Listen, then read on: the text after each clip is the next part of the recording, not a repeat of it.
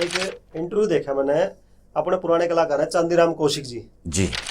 तो 2 इंटरव्यू देखे उनमें, और पिछले इंटरव्यू में उनकी एक बात सुनी।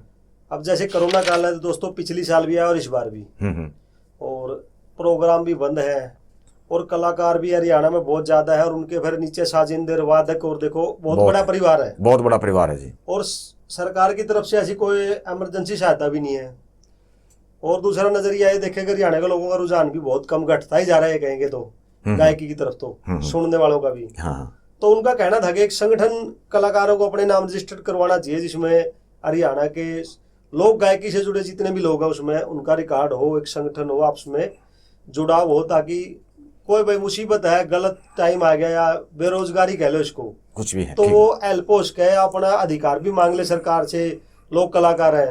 तो आप क्या कहना चाहोगे इस बारे में? देखिए, मैं सभी से हाथ जोड़कर विनती करता हूं कि ये भाई जो मेरा इंटरव्यू ले रहे हैं, मैं सबसे पहले इनको बोलता हूं कि अब मैं जो शब्द बोलूँगा वो कलाकारों तक जरूर पहुंचाएं, और यदि आप लोग मेरे इंटरव्यू सुनते हुए यहाँ तक आ जाए तो इस बात को हर कलाकार तक पहुंचाए जो मैं बोलना चाह रहा हूँ। हाथ जोड़ के बोल रहा हूँ मैं, क्योंकि एक ये बहुत विशेष और गंभीर मुद्दा है। देखिए, कोरोना काल में न्यूज़ चैनल से मैंने ये बातें उठाई थी कि भाई सरकार ने हमारे जो हरियाणा के कलाकार हैं इनकी सहायता करनी चाहिए, और ख़ासकर जो वादक हैं, जो बेचारे मटका बजाते हैं, बेंजो बजाते हैं, या इनकी कोरस देते हैं, टेक बोलते हैं, क्योंकि मोस्टली मैंने देखा वो ज़्यादातर गरीब घरों से हैं, जो भी कारण रहा होगा भगवान जाने, वो तो जो भी है, या कलाकार गरीब ही पैदा होता, पता नहीं, राम जाने। तो मैं रिक्वेस्ट ये करना चाहता हूं कि जितने भी हमारे हरियाणा के इस समय लगभग 15 आदमी तो कलाकार ऐसे होंगे जिनकी मार्केट में वैल्यू है, और मार्केट में वो हमेशा रहते हैं, लोगों के बीच में रहते हैं, और सरकार से टच भी रहते हैं। ठीक है, तो मैं उन कलाकारों से ये कहना चाहता हूं कि आप थोड़ा आगे बढ़िए, मैं भी आपके साथ हूं।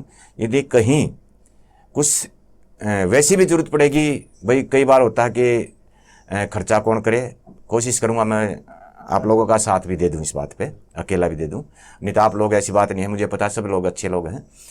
एक संगठन बनाया जाए।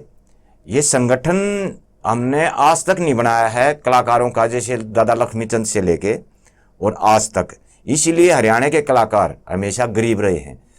हर कलाकार को अपने बच्चों की चिंता रही है, क्योंकि गायकी बजाना और जो भी ये कलाकार है, इसमें वो आदमी इस काम को छोड़कर दूसरा काम कर ही नहीं पाता, तो इसकी ये मजबूरी हो जाती है। और देखिए, महंगाई का दौर है, तो मैं ये कहना चाहता हूँ कुल मिला के कि जो भी हमारे इस समय मार्केट में कलाकार हैं, 15-20 जो भी कुछ हैं, सारे एक संगठन बनाएं, और गवर्नमेंट को अपनी बातों से अवगत कराएं कि भाई हमारे साथ कुछ गरीब कलाकार ऐसे भी रहते हैं, उनकी एक हमेशा सुनाई हो, उनकी मदद हो, उनके लिए कुछ कानून हो। जैसे मैंने पता लगा कि भाई कुछ डिपार्टमेंट हैं हमारे यहाँ पे, लोक संपर्क है, एक कला परिषद वगैरह है, गवर्नमेंट के तो हैं ये। और मुझे यहाँ भी पता लगा कि उन लोगों ने कोरोना काल में पहली बार भी और अब दूसरी बार भी कुछ लोगों को कुछ हेल्प की है। लेकिन इसमें एक बड़ा दिक्कत वाला मामला है कि जो हमारे बेंजू और मटके के जो कलाकार हैं, इनको सरकार कलाकार ही नहीं मानती, रजिस्टर्ड ही नहीं करती इनको।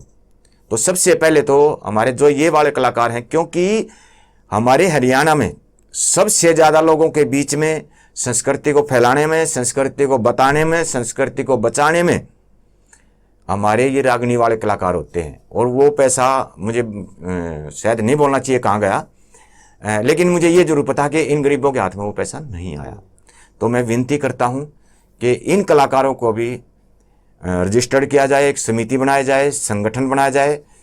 तो मैं उन सभी भाई कलाकारों के साथ हूँ, यदि वो इस बात पर अपनी सहमति जताते हैं और कोशिश करते हैं। और दूसरी बात ये कहना चाहूँगा मैं, अब हम कह देते हैं संस्कृति बचाओ, ये करो, संस्कृति बचाएगा कौन? घर में बैठ कर संस्कृति नहीं बचेगी। संस्कृति बचाएंगे वो लोग जो संस्कृति के लिए काम करते हैं, जो हमारा गाना गाते हैं, जो हमारी कविताएं लिखते हैं, जो हमारी कविताएं ला के देते हैं, जो हमारा मटका बजाते हैं, जो हमारी बेंजो बजाते हैं, जो हमारा कोर्स देते हैं, संस्कृति को फैलाने वाले वे लोग हैं। वही हमारी संस्कृति को बचा सकते हैं और ज़्यादा फैला सकते हैं। यदि वही लोग बेचारे अपने बच्चों के लिए कुछ नहीं कर पाएंगे हम लोग उनकी हेल्प नहीं कर पाएंगे, सरकार उसकी हेल्प नहीं कर पाएगी, तो संस्कृति कहाँ से बचेगी। मैं अपने कमरे में बैठ कर संस्कृति नहीं बचा सकता। मैं कर ही क्या रहा हूँ संस्कृति के लिए। संस्कृति के लिए वो लोग कर रहे हैं।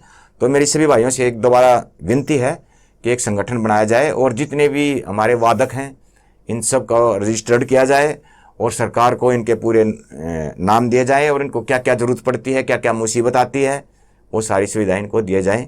यही मेरी विनती है। और ये इतना तो भाई से मैं फिर दोबारा विनती करता हूँ, ये इतनी क्लिप हर कलाकार जो गायक हैं, वादक हैं, वहाँ तक भेजने की कोशिश करें। ये मैं हाथ जोड़कर बोलता हूँ। मैं मलिक साहब हर तरीके से तैयार हूँ। बात करा हमने, वैसे खो तो बहुत कुछ दिया। ये सुना कि सांग से पहले भी उसका चलन कुछ और था, फिर सांग भी थोड़े से पेशेवर हो गए, रागनियां भी अच्छी आ गई, गाने के तरीके भी बदले हैं। उससे पहले एक आला सुनते हम, आला, हाँ, बम लहरी होया करता, बम लहरी। फिर अपने सांग भी मान लो। वैसे खो तो हमने बहुत कुछ दिया, बहुत बचा तो थोड़ा ही है। अब देखो संस्कृति की बात करें दोस्तों, संस्कृति हो हमारा पहनावा मान लो, हमारी बोलचाल, हमारे रीति रिवाज, हमारे त्योहार मनाने के तरीके, ये सारे संस्कृति के अंग हैं। अब आप देखो हमारे पास कितना बचा है। हाँ। हमारा तीज त्योहारों से रुचि चली गई, सब चली गई, पहनावा हमारा नहीं रहा पुराना, खान पान भी चला गया, बोलचाल में भी बहुत फर्क आ गया। एक दौर तो ये था कि हरियाणवी बोलने से भी कतराया करते शहरों में, कि नहीं बच्चे बिगड़ जाएंगे, आज तो फिर भी देखो हरियाणवी बोलने की तरफ रुझान है। तो सिर्फ हमारे पास बची है रागनियां, तो कम से कम हम काफी कवियों की, लक्ष्मी चंद जी से लेकर और भी बहुत है, और नई भी लिख रहे हैं कुछ। बिल्कुल, तो कम से कम इनको तो बचाएं।